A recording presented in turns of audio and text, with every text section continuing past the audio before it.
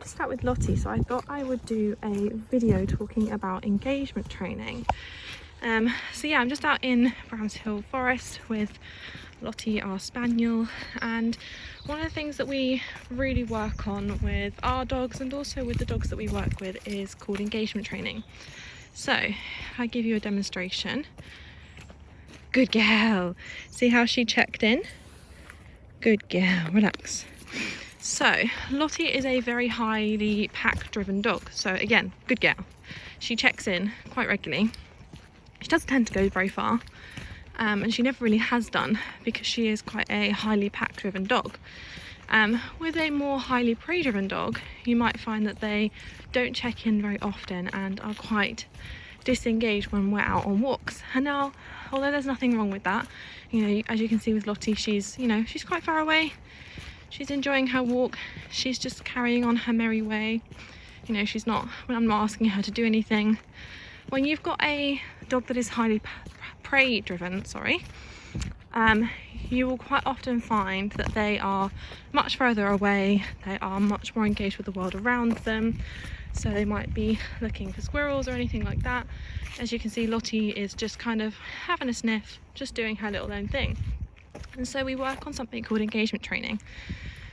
And basically the way this starts is any time your dog checks in with you voluntarily without having to be recalled, you give them a treat. So I've got some treats in my hand. I generally always have treats in my pocket.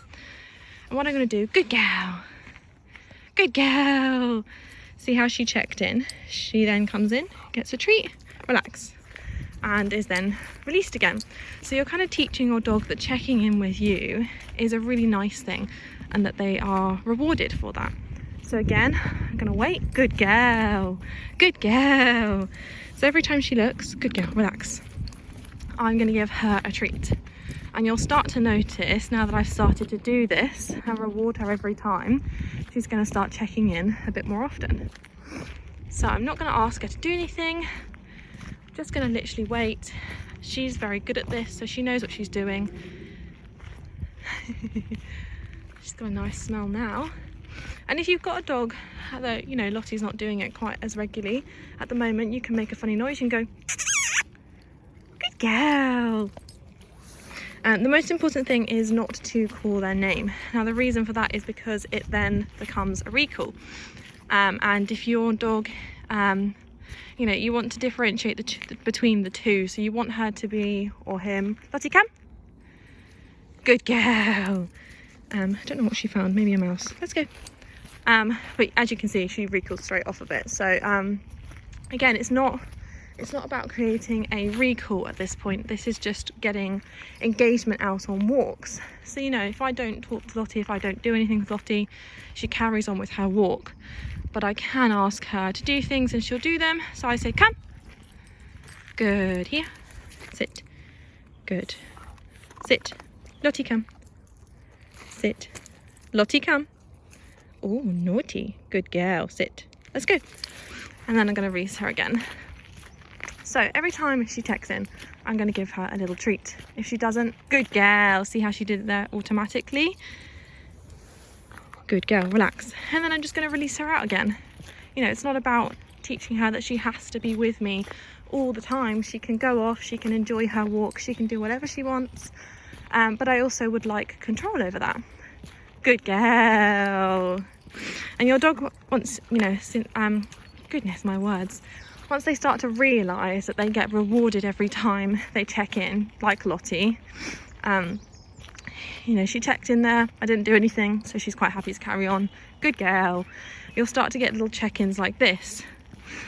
So the next time she does it, I'm going to ask her to do something. I'm going to wait for her to check in.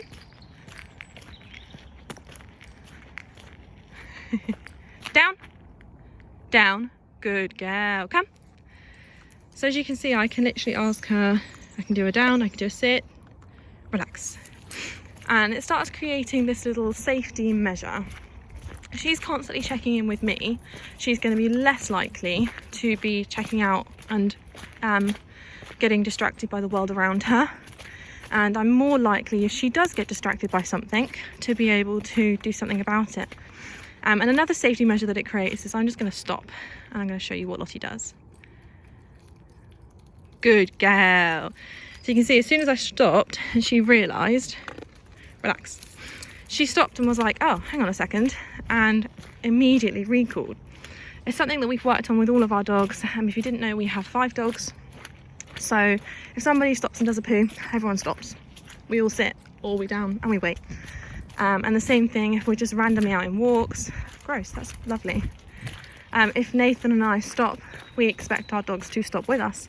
Again, it's a really great safety measure, because if something happens, something pops up and we need to work on something, we know that our dogs are going to respond and stop with us. You can also work on, relax.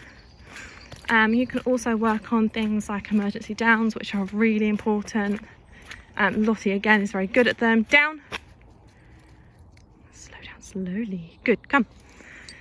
So you can work on those, which again is really important. But engagement training is a really important skill that is really helpful for teaching your dog, because it means that, especially when you're out here, we're in Bramshill Forest, there are deer, there are rabbits, squirrels, there's horses and riders, there's lots of other dogs and people. And I'm more likely to be able to deal with any and every situation that arises if Lottie is focused on me. And this, you know, builds up Lottie's really good at this now. So, oh, good girl. Sorry, I stopped. So yeah, if a deer popped out, her automatic response is to just turn and look at me and ask what to do, because she knows not to chase. Same for pretty much any other situation. She completely is looking for my direction at all points, and that's kind of the aim of doing training like this. So you can come out and you can enjoy walks in a massive forest with a load of random animals, and you not have to worry about your dog wandering off or disappearing. Hey, thank you for your help, Lulu. Relax.